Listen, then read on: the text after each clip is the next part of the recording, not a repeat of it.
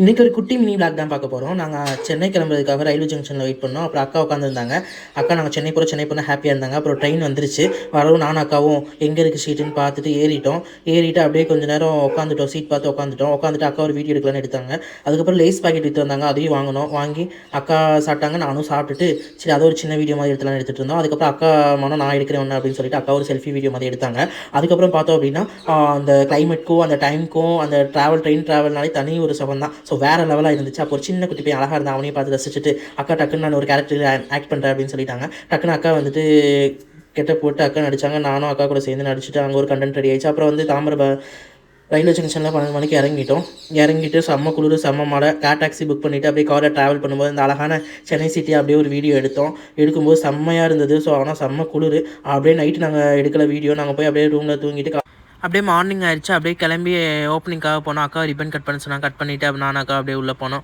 உள்ளே போயிட்டு பிரியாக்கா எல்லாத்தையும் சொல்லிட்டு இருந்தாங்க. எப்படி கடை ரெடி ஆகிடுச்சு எல்லாத்தையும் சொல்லிவிட்டு இந்த கலெக்ஷன் இருக்குக்கா இவ்வளோ நான் போட்டிருக்கேன் அப்படி இப்படின்னு சொல்லிட்டு கொஞ்சம் நேரம் பேசிவிட்டு எல்லாத்தையும் எடுத்து ஓப்பன் பண்ணி காமிச்சாங்க. நானும் அக்காவை ஃபன் பண்ணிவிட்டு ஜாலியாக எல்லாத்தையும் பார்த்துட்டு 2 பேரும் சிரிச்சிட்டு ஜாலியாக இருந்தோம். அப்படியே என்ன பண்ணிட்டோம் அப்படின்னா அக்காவுக்கு சரி ஓகே கலெக்ஷன் நல்லா இருக்குது நம்மளும் பர்ச்சேஸ் பண்ணலாம் அப்படின்னு சொல்லிட்டு அக்கா பர்ச்சேஸ் பண்ணிவிட்டு அப்படியே நானும் அக்கா கொஞ்சம் நேரம் பேசிவிட்டு பிரியாக்காட்ட ஜாலியாக இருந்துச்சு. ஸோ அந்த டைம் வேறு லெவல். ஸோ அந்த ஒரு இதெல்லாம் கிடைக்காது எங்கே போனாலும். அப்புறம் அக்கா வந்து சரி நானும் பர்ச்சேஸ் பண்ணுறேன். அக்கா பர்ச்சேஸ் பண்ணிவிட்டு எல்லாம் சேர்ந்து ஒரு குரூப் ஃபோட்டோ எடுத்துகிட்டு அப்படியே மேலே ரூமுக்கு வந்தோம். ரூமுக்கு வரவும் அந்த மலையில் அப்படியே ஆட்டோ புக் பண்ணாங்க பிரியாக்கா. ஆட்டோவில் போகும்போது அந்த சென்னை சிட்டி அப்படியே அழகாக ஒரு வீடியோ எடுத்தோம். செம்மையாக இருந்துச்சு. அந்த மலைக்கும் அந்த டைமுக்கும் வேறு லெவல் செம்ம ஃபீல். அப்படியே மெட்ரோவுக்கு வந்துட்டு அப்படியே நான் அக்கா அவரோட கிராஸ் பண்ணிவிட்டு அப்படியே உள்ளே போயிட்டு அப்படியே சரி லிஃப்ட்டில் போயிடலாம் அப்படின்னு சொல்லிட்டு நானும் அக்காவும் ஏறிட்டு அதையும் ஒரு வீடியோ எடுத்துகிட்டு செம்ம ஃபீலாக இருந்துச்சு.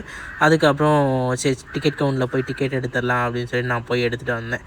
அப்புறம் அப்படியே ட்ரெயின் வந்துச்சு. நான் அக்கா உள்ளே ஏறிட்டு அக்கா ஒரு வீடியோ எடுக்கலாம் அப்படின்னு சொல்லிட்டு ஜாலியாக எடுத்தாங்க. ஸோ செம்ம ஃபீலாக இருந்துச்சு. அதுக்கப்புறம் இறங்கிட்டு நாங்கள் விஜயகாந்த் சமாதிக்கு நாங்கள் வந்துட்டோம். ஸோ சார் வந்துட்டு அவ்வளோ ஒரு தங்கமான மனுஷன்.